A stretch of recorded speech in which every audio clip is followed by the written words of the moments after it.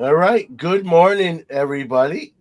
It's been 3 months since I've appeared on this show. I did not forget how to run the intro there.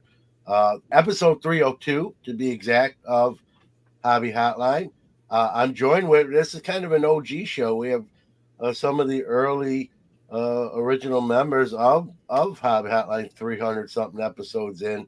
Mr. Rich Klein up at the top right, at least on my screen, and our youngest member, who's not he's getting a little bit older and catching up to us, Brody TK. What's up, gentlemen? Good morning, John. All Hey right, there, yeah, battle. Yeah, go ahead. Go ahead. it's a little warm, but a beautiful morning here in DFW. And I just want to start with a couple house cleaning notes, so to speak. Yeah, go ahead. First, I know John is very big in saying this, and I agree with him. When I was running shows, I always ran discounts at my table and did free admission for military members if I had shows on Memorial Day or Veterans Day area. This is Memorial Day weekend. It just does not mean Memorial Day sales and barbecue. Let's remember what Memorial Day is really about. It's about thanking those who have come before us. And that's the real purpose. And we always dedicate ourselves to those who serve that allow us to do shows like this.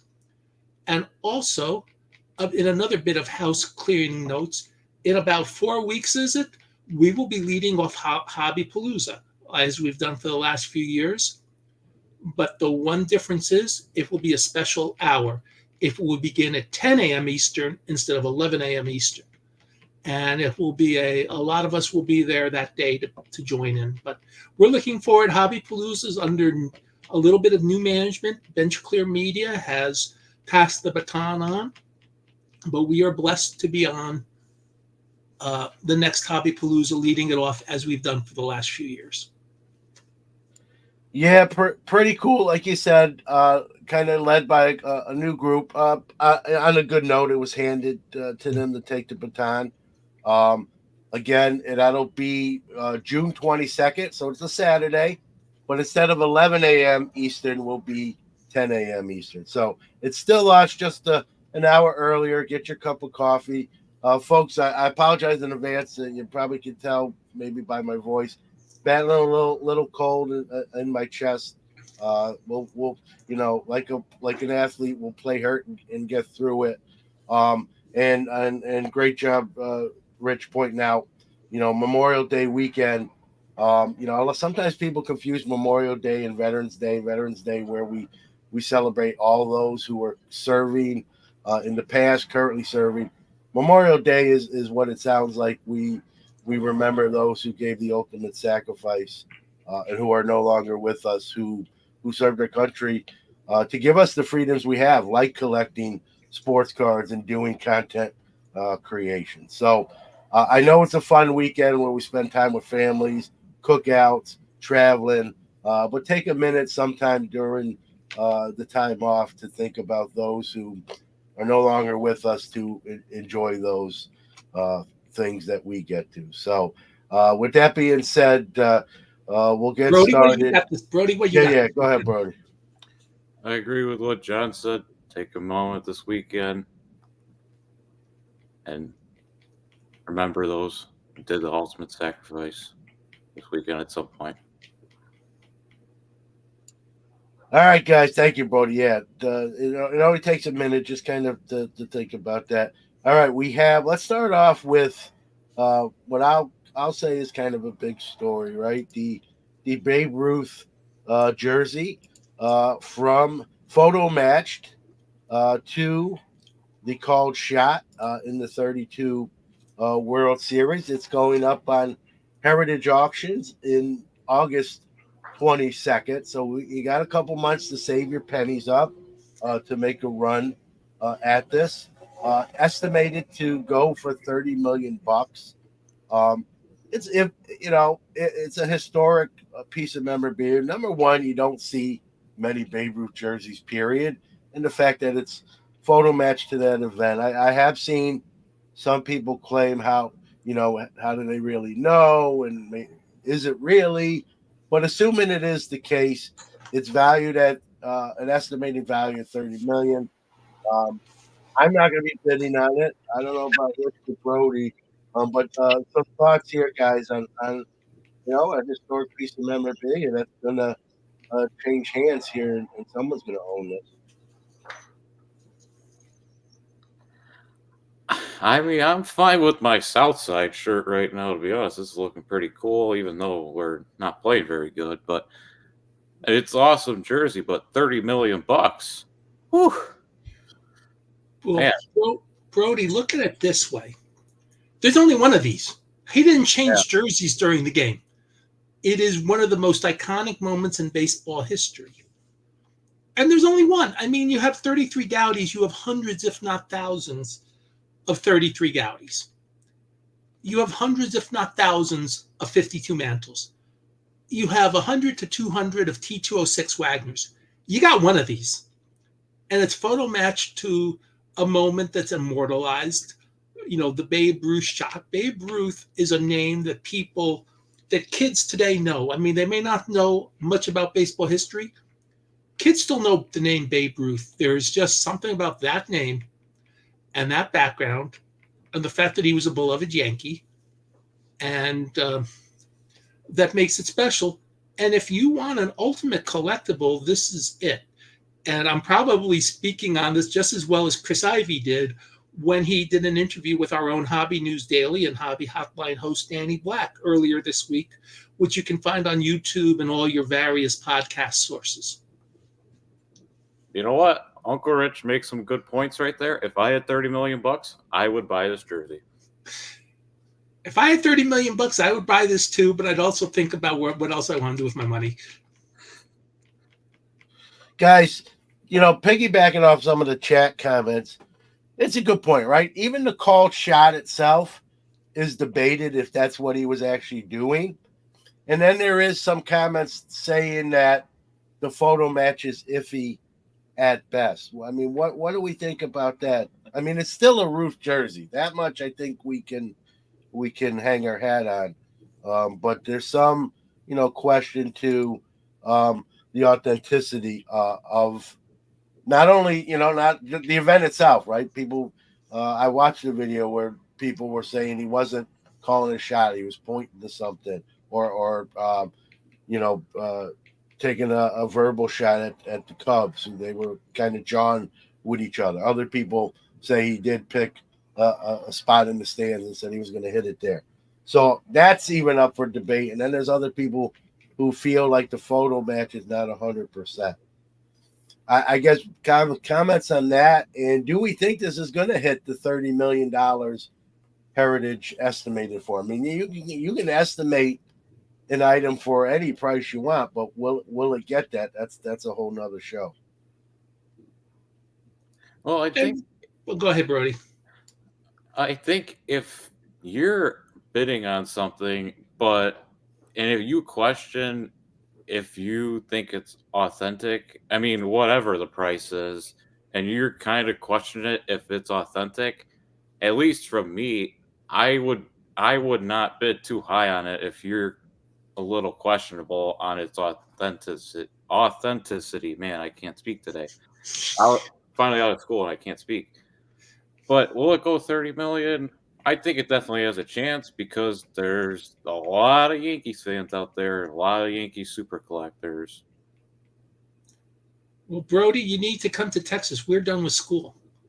Yesterday was the last day of school here. You would have June and July off instead of whenever your Chicago area schools. When does your Chicago area school system end? Chicago usually goes till June. Like the suburbs kind of end at the end of May. Okay. New York City ran to like June 21st when I was growing up. Wow. Yeah. But then again, they didn't begin till after Labor Day. Here in Texas, you begin about in the first week in August. So everything is different. That has to do with the national and something I wrote and why they try to do the national when they do it, which is a different subject. But do you really think the owner would be upset if he only got $25 million for this? I don't think so.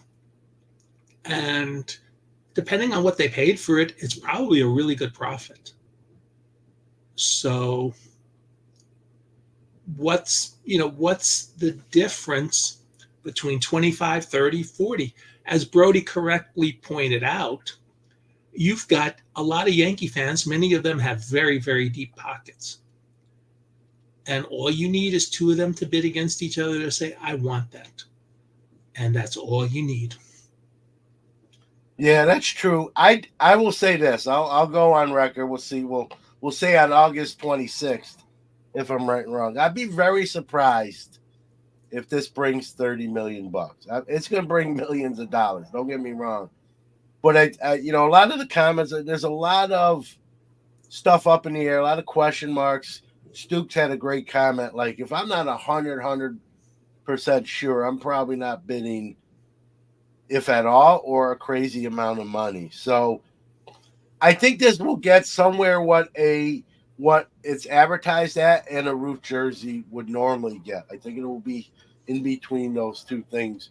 But like you said, Rich, it just takes two people with a lot of zeros in their bank account and numbers in front of it to get into a bidding war. And we've seen that happen. It won't be the first time that ever happens. It happens quite a bit. And, we'll see, where it goes and what happens to it after that. There was a funny comment. I don't know if you guys caught it, that Fanatics would buy it and then make some memorabilia cards out of it. Obviously, tongue in cheek, would not be the case. That's a whole nother topic in its own right, like cutting up old vintage jerseys for cardboard's sake. But it's going to be interesting to see where this goes. Really early to promo it with it starting on August 22nd, but they're trying to build the buzz on it. There's also a Mantle jersey in the same auction that came out of that Danny Black, Chris Ivy interview from, I believe, the 53 series. I thought it was 52. I thought it was a 52 Game 7 uniform.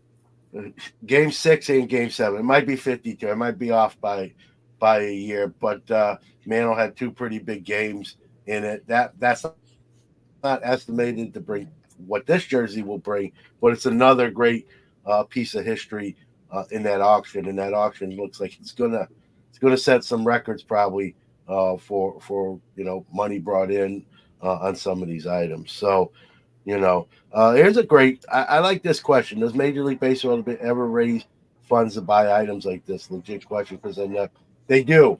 They do, and Major League Baseball, not the Hall of Fame itself. They have a budget, but Major League Baseball, guys, has bought stuff via auctions or private sale, and then put it on loan to the Hall of Fame.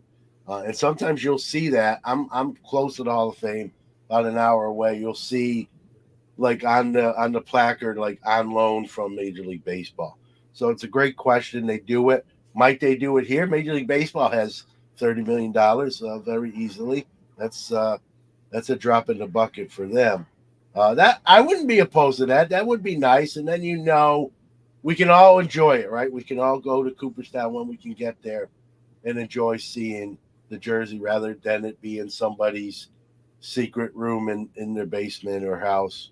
Although there's nothing wrong with that. If you pay, you pay for it, you get the spoils of your labor. But that would be ideal, right? Major League Baseball wins this auction or acquires it, and it goes to the Hall of Fame. Thoughts there before we move on? That's a great question. I love the question, and I think that would be pretty cool if Major League Baseball is able to bid on it. It'd be pretty cool. Well, they certainly have, between the owners and the leagues and all that, they certainly have the money. That can be their decision as to what they want to do. That is not a decision for us to make. But as John points out, you can have items sort of stored away and then donate. When I say donated, given to the Hall of Fames to display or take on various road trips. So yes, and just remember, the Hall of Fame is actually a for-profit organization. So they probably won't be bidding on this, but there are things they will buy and chase down. And way back, in the dark ages, when Barry Halper's collection got sold after he died, the Hall of Fame was given certain items from the collection. just as a way for them not to have to be involved in all the bidding. They made sure to give the Hall of Fame some items. Because at the time, Halper's collection, which he sort of had in his basement, was a great collection, was on a par with a lot of the stuff at the Hall of Fame. Yeah, and he, like you said, he did donate some stuff to the Hall. I see some Marshall Fogel comments. He was a recent guest on Sports Card Nation. This is right up his alley. Now, I don't know whether he's interested or not. I haven't spoken to him. Might he buy it? And talking to Marshall on the program, some of his stuff's at the Hall of Fame too. So whoever the buyer winds up being, whether it's Fogel, someone else, anyone can loan it to the Hall of Fame. And you better believe the Hall of Fame would be interested in making a display for a jersey of this substance. So maybe we will see it at the Hall, even if a private buyer buys it. But we'll see. Maybe Marshall Fogel. If he buys it, I'll see if I can get him back on and talk about that. That would be a pretty interesting conversation, to say the least. All right, guys, let's move on. We have a case solved. The Mystery Machine went to Strongsville, Ohio, and saved the day. The $2.1 million Strongsville theft is solved. Actually, kudos to the Strongsville police. Was an inside job, which we kind of suspected from the early going. This is your perpetrator here.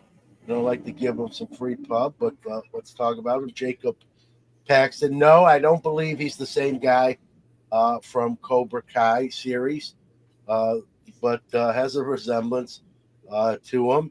I'm going to take him off. I don't want to look at him anymore. But I think this story's made the rounds, right? Memory Lane had $2.1 million in cards shipped to the front desk at the Best Western, later to be picked up for their display at the Strongsville, Ohio show, which is a vintage-only show. When they came a few days later to pick up their cards, it was nowhere to be found. A couple heritage boxes, which just contained catalogs, were opened up like someone was looking to see what was in it. But the Memory Lane $2 million worth of cards were gone. It would contain 54 cards in total. 52 of the cards were recovered. This Paxton character kept them at his friend's house. 2 cards are not recovered, guys. I believe it was a Walter Johnson and I'm not sure. Oh, yeah.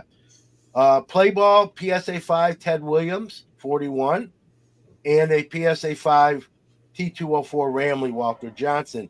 Both of those cards estimated at $90,000. So the bulk of the collection is recovered. Memory Lane got very lucky here and fortunate. Again, done by an employee, opened the box, liked what he saw, took it home, eventually made his way to his friend's house, probably thinking, well, if they come for me at my house, it won't be here. But however they solved it, it's kind of what I thought was going to happen. It was someone from Best Western. We could do a whole show, guys. I've already talked about this, about why that kind of value in a box was shipped to a front desk at a hotel with people making $15 to $20 an hour. And listen, most of those people are probably upstanding citizens, but it only takes one that isn't. To me, that thing should be in an employee's hand in their vehicle. There's armored shipping. There's other shipping methods. They got very lucky here. I think at the end of the day, that's the moral of the story. Memory Lane got very lucky here. And there better be a nice, something towards the Strongsville police for getting this back. We're going to talk about another story where the ending's not as happy as this one, Rich and Brody. But kind of thoughts on this? Well, there are 3 crime stories this week. On this one, I'm going to start with just a story from the hobby's past, which has nothing to do with anybody stealing anything.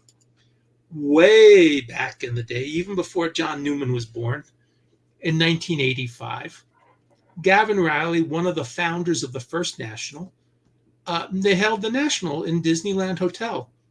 And Gavin Riley offered for a lot of dealers who didn't want to drive with their stuff cross country or take it on a plane or whatever. He held everybody, when I say everybody, he held your material at his house before the show, and he brought it to you at the show. Gavin was an upstanding citizen. I believe he's still around. He's one of the key founding fathers of the hobby on the West Coast. So nothing bad. But I mean, just think today if Rich Klein offered, hey, you're coming to the Dallas Card Show, ship me your stuff. Good luck with that. And that, even though I wouldn't do anything.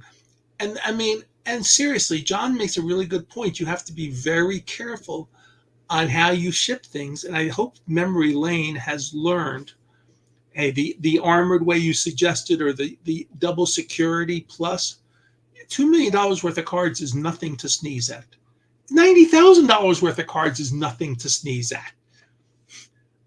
Protect your cards. I mean, it's not a hard concept. When this story broke, Rich and Brody, and I heard how it was shipped, I was scratching my head. I thought, am I reading this right? This thing's in some kind of carrying case, and it's handcuffed to my wrist. Like, you could kill me and then chop my arm off or my wrist off, but that's how you're going to get this. But just shipping it, I think it was FedEx. I could be wrong. I believe it was a FedEx delivery to a hotel, to an employee you don't know. I mean, I'm assuming they don't know the employees that work the front desk. And even if you did, right, to me, that's something like you have to know, like, hey, this is a very expensive item. It's going to be coming this day. Can you please hold it, or, put it in the safe or what? And even that, I mean, it's just, there's so many other better options, including, you got to go to the show yourself, right? Your employees are setting up at the show to have them take it. Yep. At least they're responsible, and then who's supervising it, and you eliminate who else it could be. They got real lucky here that they got 52 of these 54 cards back. They bit the bullet here, but crazy when I thought about, I think they probably learned a lesson. I don't think they're going to handle that like that in the future. Brody, your thoughts? Well, like you guys said, there's so much better ways to ship, and there's so much more technology, new ways to do stuff. And like you said, I think they got lucky. Only $90,000 lost. They got lucky, and I don't think they're ever going to do this again. They got lucky. They dodged a bullet here. I will also point out, since our fellow host, Hobby Hotline host Chris Carlin, works for Collectors, and PSA is a division thereof, and now SGC too. For those people that don't like grading, and I understand why, this is one of the best aspects of grading. Cards get lost or something happens. You have a record of what card it is. You have a serial number. Unless somebody knows to break the card out and reseal it and resend it in. But most of the people who are going to do this don't know all the ins and outs of the hobby. Therefore, the cards are going to stay in their holders.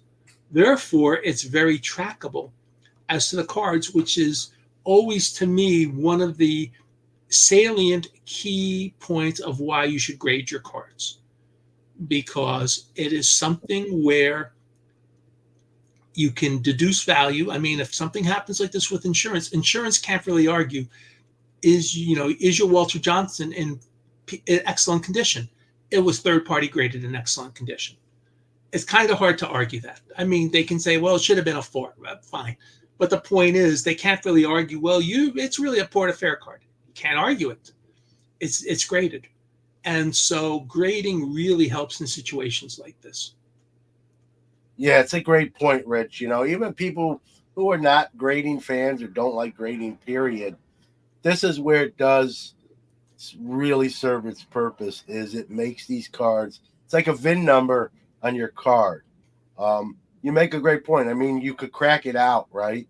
And I'm not condoning crime, but if I was of ill repute and I did something like that, one of the things probably I would consider doing, crack them out and sending them to another grading company, get them into a different holder. But again, like you said too, if you send a bunch of that stuff, it's going to look like a red flag, and authorities might be contacted, and you could be caught that way. So the best advice is don't be a criminal. But we all know when there's money involved, there's always going to be someone looking to take advantage of it. It'll be interesting to see what the penalty is for Mr. Paxton for this, because Rich, we're going to talk about another case here that I remembered this from 2022 at the Atlantic City National, when Gizmo's sports card, Rick Giddings,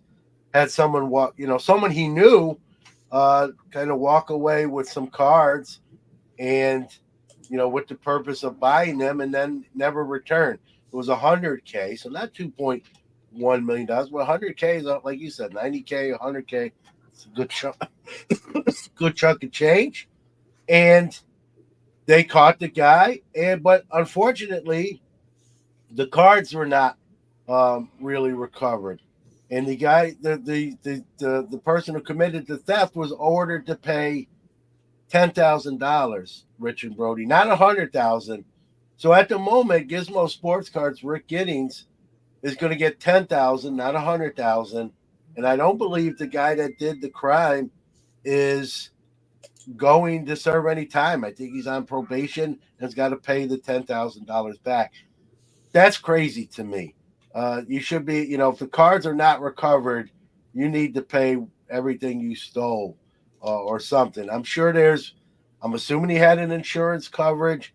It's definitely, I believe, a tax write-off. I'm not an expert there, but there we see the other side of the coin when all the cards are not recovered and someone doing business really takes it on the chin. I'll let Rich go first here because you brought that to the show's attention. I mean, it's the opposite side of this, the Strongsville story. I know Rick fairly well. He's an interesting person. But when I saw that the items, that the person had been sentenced and everything had been done, I posted on his Facebook page, what did he think? And basically the response was something to the effect that I'm really pissed. And he's right. He's really pissed. And he should be. Because granted, he knew the person, he gave him a lot of value of cards. And many times back in the day, you did things like this, but all you need is one person to do something stupid. You don't have your cards anymore. And again, I'll point out, if the cards were graded, it'd be a lot easier to prove the value for your insurance too. Yeah, Brody, you were there. Do you remember this story? I mean, I remember this when it happened. It's surprising that we're just really kind of hearing the end result this amount of time later, and it's really at this point not a happy ending for Gizmo Cards. Your thoughts as someone who was obviously in attendance at that event? Yeah, it feels like another thing like Atlantic City, man. Atlantic City, what didn't go very good, it doesn't seem like. But you know what? It's over with. But I mean, $10,000 for $100,000. Ouch. That stinks. That really stinks. But I remember this case, and I remember it come up right after the national happened, and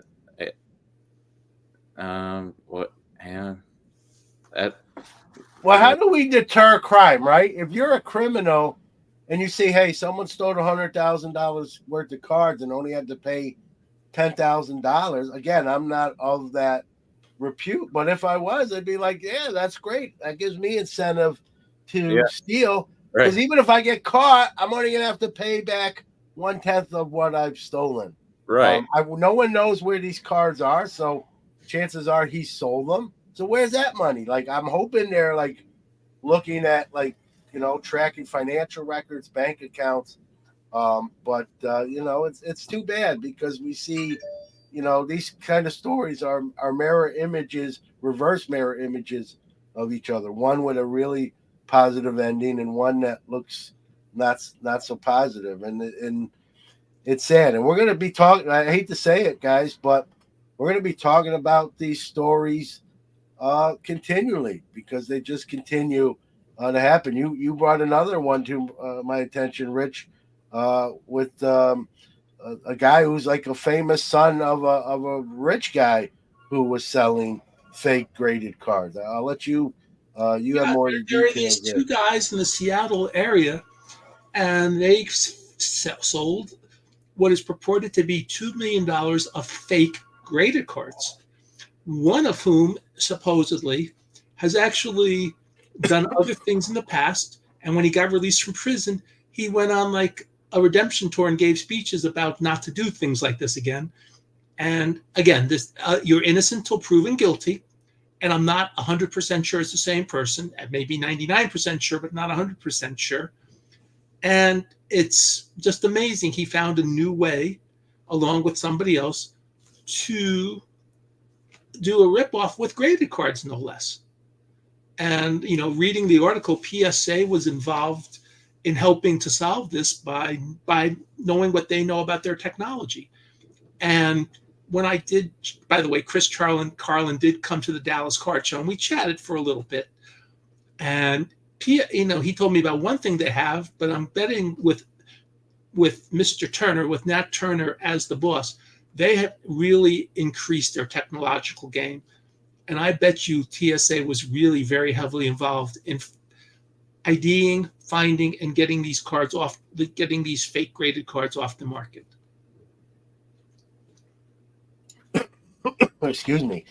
If you see, I've seen some of these fake PSA slabs, Rich. I gotta admit, they are very hard to tell. They're whoever's doing them is doing their due. I'm not condoning crime, but just like people who counterfeit Jordan rookies, Trout rookies, they're getting good at their craft, even though it's an illegal craft. That being said, and some of these PSA holders were very, very good and hard to tell that they weren't the real ones. And that's the scary part, is that you could be someone that's been in the hobby a very long time and still be fooled. And it's why there's certain cards I won't even buy ungraded anymore with some of the fake cards, Trout, Jordan rookie, that sort of thing, and others obviously as well. But those are the two that kind of come to mind first. It's scary out there, right? It does, it's not a good look for the hobby, but it's going to be the case anytime. And it's not related. It's not just a hobby thing. Anytime, Wall Street, any kind of financial sector, stamps, coins, if someone can make fake reproductions and dupe people out of their hard-earned money, it's going to happen. Obviously, we're talking about the hobby because we're in the hobby. There's a hobby show.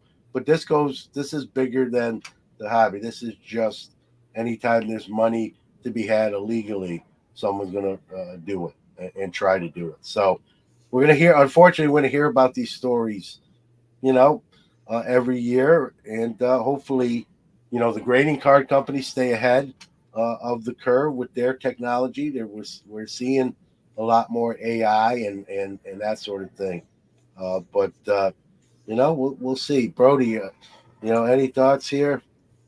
I personally have not seen pictures of the fake cards, but like you said, it's scary that they're getting good at it, because I don't really want to put my money towards it because they're that good at it. Yeah, it's scary. It's nerve-wracking to spend your money on stuff like that. Oh, and Yeah. note to Mr. Petty, I saw your comment about Ms. Clark. I will note that last night she hit a 3-point dagger to help Indiana steal their first victory of the season versus the Las Vegas Sparks. So there's her obligatory mention for the show. Now we can go back to regular topics. Yeah, and I see a comment about Bearer's memorabilia, like his awards being stolen. That was melted down. That's so tragic and such a shame. Once you melt, metals down, you can't replace them. And so those awards, and they caught the perpetrators. I hope they get some serious jail time. But that people are even stealing awards. It's not cards. Any kind of memorabilia is a target, and we're seeing it across the board. It's not new. I know we're talking about it. I've talked about it. I've done content creation since November of 2018. I talked about it then.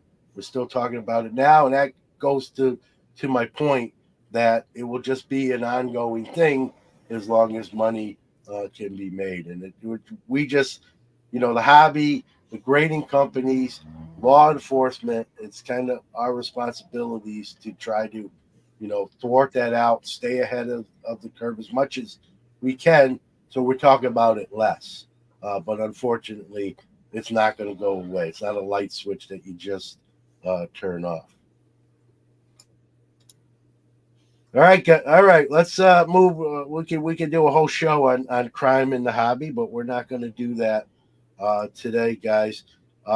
Rich, the Dallas Card Show is in your backyard, and It's you across the street mentioned, from my office. I mean, it's yeah, 10 minutes from my house, across the street from my office. I walk to the show about half the time. yep. I've been there twice. It's a great show. Kyle does a great job. You mentioned, Rich, that the last one or two were a little lower attended. Kind of your thoughts and then this leads into a bigger subject: is there an oversaturation of shows? We're seeing a lot of shows now in cities that never had them before. Even here in New York, Rich, in Central New York, in some really small towns, we're starting to see card shows. Can we get to a point there's too many card shows? And your thoughts on a big card show, Dallas, with maybe a I little will less say attendance? that attendance seemed to be slightly off at the last show. However, many of the dealers I spoke to who are honest with me and are good barometers all told me they had good to better than above average sales at the show, which tells me that it's okay. And what I mean by that is that if the show is a little less crowded, but you can get to dealers' tables and spend money, it actually sometimes makes for a more profitable show than if you have a whole horde of people and you can't get to anybody's table. And so there's that. And I know PSA, the last when they came last year, they were much busier this year than last year. I'll say Chris must have done a great job promoting, and he probably did. And here's the thing, but PSA had a much better show this year than last year at the Dallas Card Show. So there were definitely things that were good money-wise. Whether the attendance was quite where it was another subject, but the show was good for the dealers. And and that's the bottom line. And when I used to run shows, and my friend Kyle Robertson used to run shows, he had a more modern card show, and I had a more old school feel. He would draw more people than I would, but we figured out once that people were spending pretty much the same money.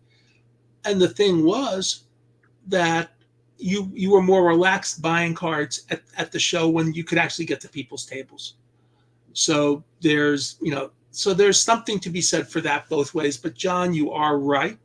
This is starting to feel reminiscent of the late 80s and early 90s, with shows seemingly everywhere. And I have to be honest, I have my Adat Havarim Brotherhood Synagogue show this weekend. We do it twice a year. This is our 10th anniversary. I've been doing it for 10 years. And I don't feel that I'm really adding to any overload of shows because it's been around for so long. But if I started doing a monthly show again, which I'm not going to do, I don't have the time, the energy, the effort, and I don't want to go against it. But if somebody really wanted to do a good monthly show, there's probably room for a 40, 50 table hotel show in the Dallas-Fort Worth area. But could that mean there are too many shows? Possibly.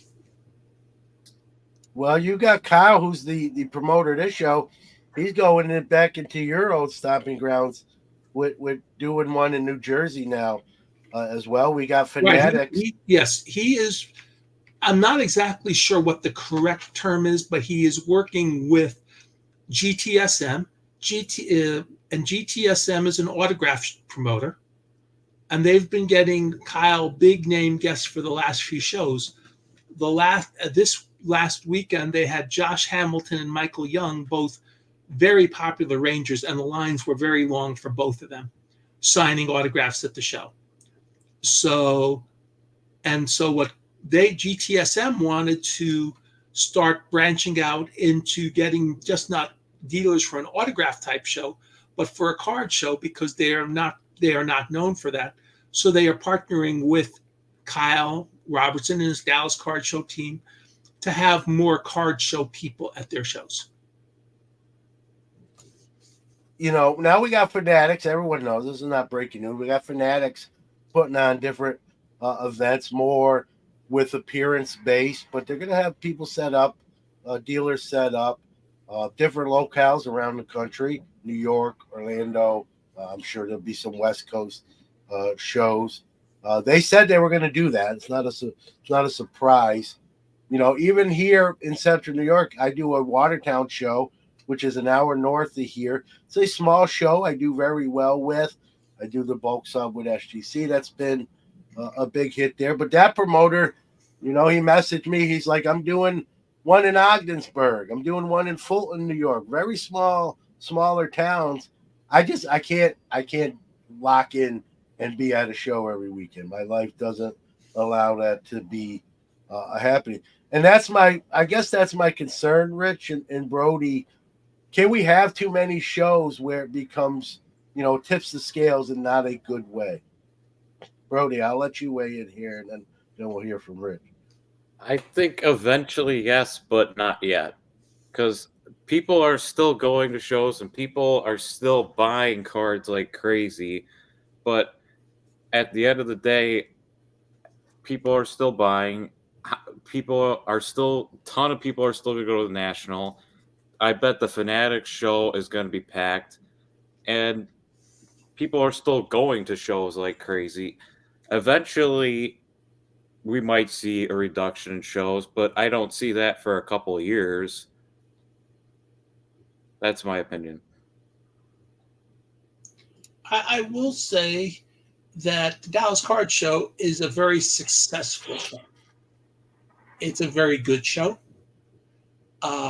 I do just fine at the value boxes. Going back to the earlier topic, I like playing with the quarter cards or the dollar cards because the odds are nobody's messing around with them. If you know what you're doing, you do quite well, just bottom feeding and going from there. So there's room, just like at the National, there's room for every budget. Hopefully even at the Fanatics show, where it costs a lot of money to get in the door at the Javits Center, hopefully there'll still be room for people with every budget there and not just the high rollers. That's the thing. At the National last year, I found dime boxes. Rich, one of the things, I went to the Dallas Card Show twice, as you know. It didn't have as much of a corporate feel as the National does, which we get. That's the granddaddy of them all. Has it remained that way? I haven't been there in a couple of years. How's it changed in the last couple of years? It's mainly a dealer-oriented show. Golden has a table or a booth, couple tables there. PSA has a room. Beckett, because it's a home field, has a room. Jeremy Allen has spearheaded a great job for Heritage. They were out in the hallway when you came there. They now have a massive display as you enter the main part of the room. And Jeremy has done a great job in convincing Heritage that's a winning way. And then there's sit and talk there, and they're looking at items, and they're very well protected. Again, they're like under lock and key, and they're brought by Heritage. And granted, it's local in Dallas. I mean, it's an hour and a drive. But they're under lock and key, and somebody's always there to extra security. And I think and then SGC sets up at most of the shows. So there's some corporate presence, but it's not an overwhelming corporate presence. Brody, have you been to the Dallas Card Show? I have not been to the Dallas Card Show, no. Okay. You need to come, Brody. It's on my bucket list, yes. And by the way, let's plug Rex's appearance, since he always puts us on. Yeah, and Rex, a great friend of the show, part of Hobby News Daily. They're putting an event on where they're bringing Smalls and Squints from the classic movie The Sandlot to Valparaiso, Indiana, to sign autos and introduce the movie in the park on July 2nd and July 12th. So they're coming back. They're leaving and they're coming back 10 days later. Very cool. We know Topps put, I You're believe it was killing me, Heritage. Smalls. That's one of my sound effects on my phone for notifications. And so and that's a really cool event. Topps put them in Heritage, I believe, that subset, that insert set in Heritage a couple years ago. It was in That's Archives. A classic. Archives. All right. It was in Archives. All right. Thank you for correcting me. So that's a classic movie that a lot of collectors love, a lot of baseball fans love, and it's I know a lot of the actors. Obviously, they're grown up now, kind of making the round. They've even been at the National as appearing there as well. So it's nice to see them going and kind of, even though the movie is not is quite old now, they're still kind of supporting a cult classic. And good on Rex. Contact Rex and reach out to him. And if you're nearby, definitely check that out. Now we mentioned, Rich, you mentioned the Fanatics show at the Javits Center in New York. I would love, from a selfish point of view, as a New York City, my hometown, Brooklyn, New York, I'd love to see a New York City National. I don't know if it would happen, but does the fact that Fanatics is putting on an event that's pretty good size at the Javits Center, does that open the door potentially for a future National does. in New York? Remember, the one difference with Fanatics and the people running the National is, let's face it, Fanatics has a much deeper pocket, because the dealers, you'd have to charge the dealers a lot of money to do the show. Fanatics is able to, probably with all their deep pockets and other ways they're doing things, keep table prices lower. If you're the National, and I know a little bit, not everything of how this works, the dealers are still the primary thing. And I'm just going to spitball here numbers. So please, this is nothing official. I do not know the numbers, but I'm just going to throw out something. If your booth at the National is $1,500, it could very well be $5,000 for the National. Right now, it costs you, for most Nationals, $4,000 to $5,000 to do the show, unless you live very locally or you do it really, really on the cheap. But it's still an expensive way to do a National. And so if you're doubling or tripling the table costs, you're going from maybe $5K to you have to get back to $10K to getting back. And I'm just spitballing numbers here. You might not have the mix of dealers you want. You might only have higher end dealers. Higher end dealers are wonderful, but then we talk about having, we always use the word the kids, but I use kids to mean people without a lot of disposable income in their pocket. You want someone to be able to afford not just the high end graded cards or the middle end graded cards, but the low end cards too, so they get something for coming to the show.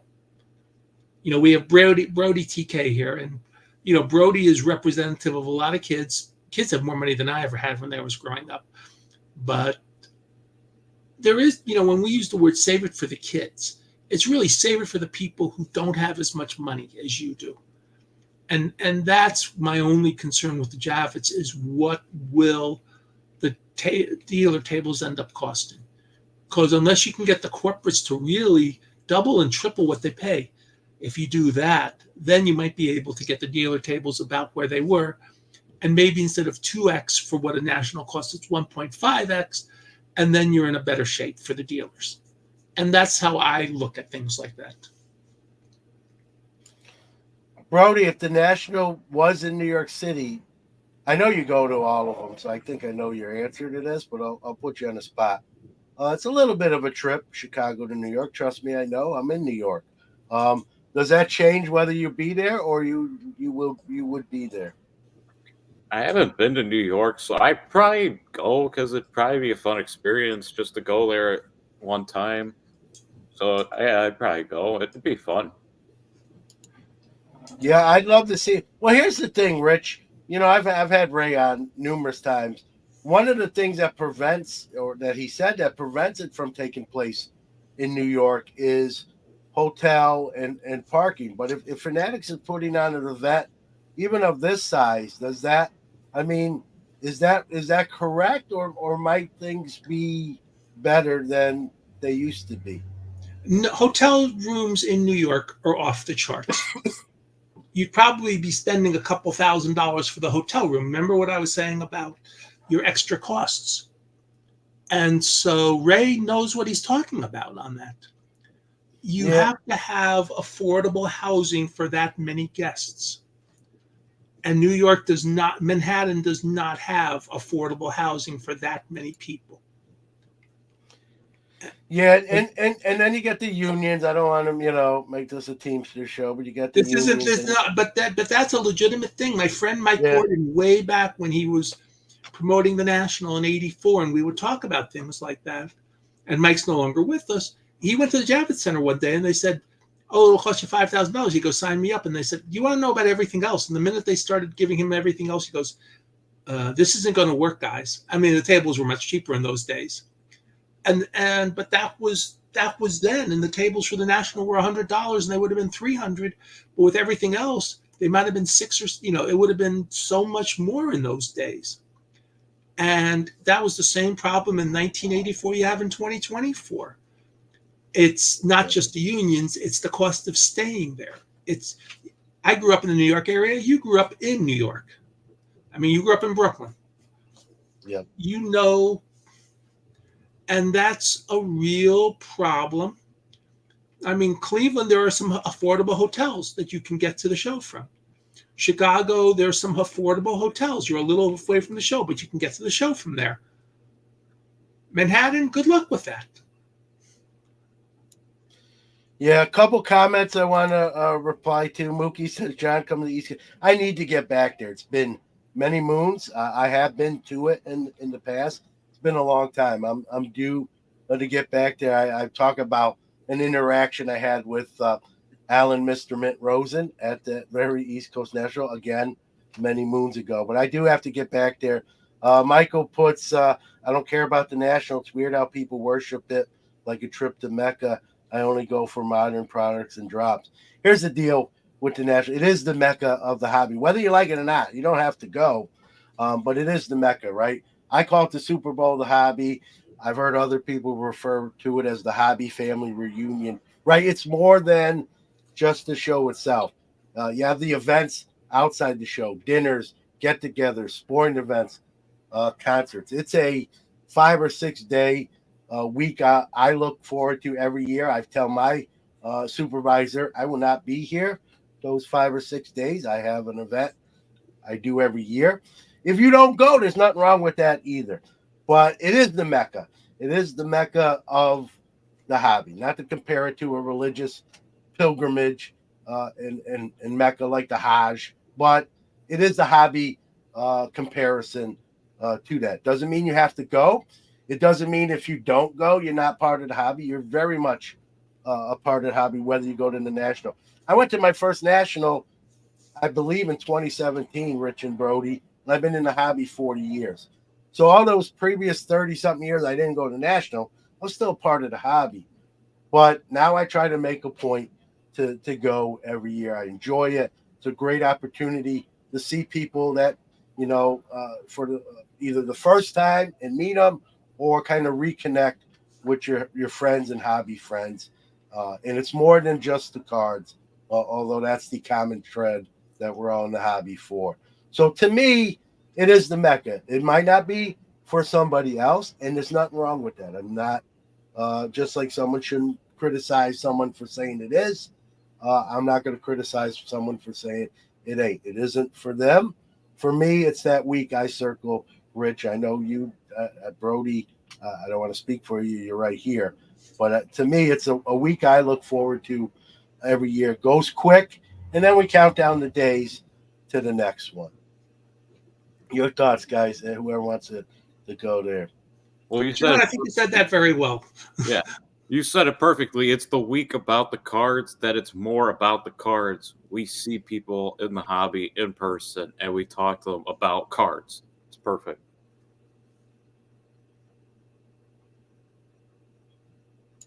I see Ziggy or Michael's following up with for a conference for dealers. There are more people not dealers there than dealers. The patrons outnumber the dealers. I don't know how much fold. What do you think, Rich? 100-1 for every dealer. There's 100 people attending the show. Well, since some Maybe of the more. people I might be low. around are dealers, it may be 10-1 or 12-1, but it's definitely that.